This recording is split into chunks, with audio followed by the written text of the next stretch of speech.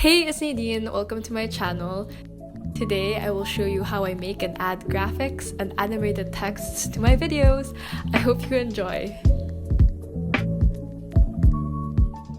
I know that intro was super duper cheesy, but I just wanted to show you guys an example of what I'll be actually teaching you in this video. For today's video, we're doing a very highly requested, it's been a long time waiting. Ever since I started my YouTube channel, people have been asking me how I edit my videos, but I never really knew how to go around that topic because I think it's just so wide and I'm just like, what should I teach you? So for today's video, I'm showing you how I make and how I add those graphics and animated text into my videos. This is just an easy step-by-step guide that I do. I'm not a professional editor. I do not go to school for it. I am not a professional drawer as well. I'm like a really bad drawer. You know, parang cabinet, table. Yeah, so I'm not a pro, but this is just how I make do with what I know and how I just kind of do things. Yeah. Let's talk equipment I use. The first thing I need is my laptop because that's where I edit all my videos on.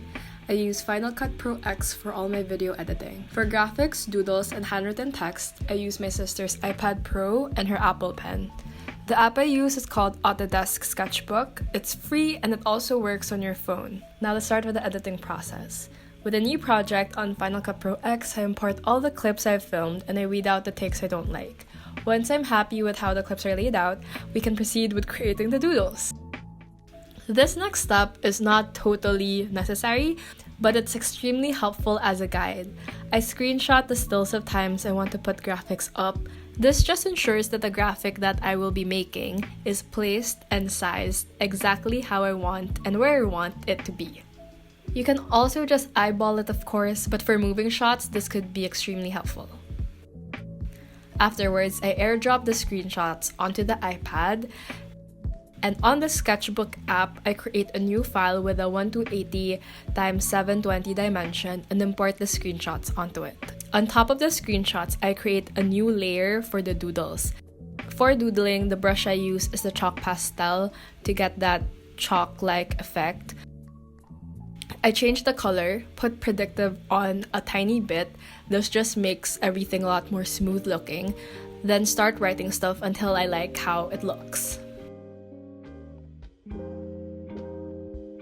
To make that kitschy animated text look, I do an old school technique called stop motion. I create a new layer and I just trace what I have just written. The main idea of this is that you are never going to write anything exactly the same. So there will always be a difference in whatever you write or draw. And those differences create sort of a moving effect, even when it's stationary. So for text, I usually do 3 layers of the quote-unquote same, but actually different text. To add some fun, I'm going to draw some stars, because we all like stars, and I'll draw it again. So we have 2 layers that will alternate later. Once I'm happy with that, I will hide all the layers, especially the background, because we want this, again, to be a transparent image, and I'll be saving each layer on their own. So now we have successfully created each of the graphics that we will be adding onto the video. With that, I airdrop the images onto my laptop, and then we will start piecing them together. So I shorten the images to less than a second each, and I'm just copy and pasting them so that it will loop. And you see what I mean on how even as you trace and try to write the same thing the same way, it doesn't end up being exactly the same. For the stars, I'm putting it on top of the text, shortening and duplicating once more. This is how it looks right now.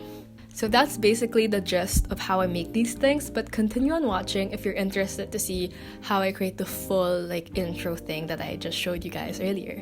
Here's another trick. If you want a different font than your regular handwriting, you can actually trace out your favorite font and again do it 3 times in 3 different layers, and then when you piece them all together, it's gonna have that cute animated feel to it.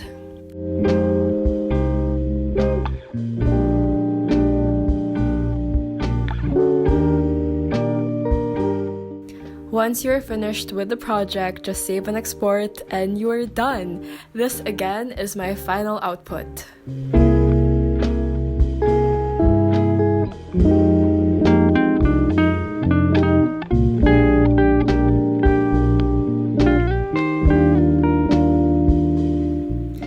Thank you so much for watching. I hope this video was helpful and you've learned a lot. If you have any other video requests for me to do, then just leave them down below in the comment section. And again, as always, this video was from my heart to yours, and I'll see you guys in my next one. Bye guys!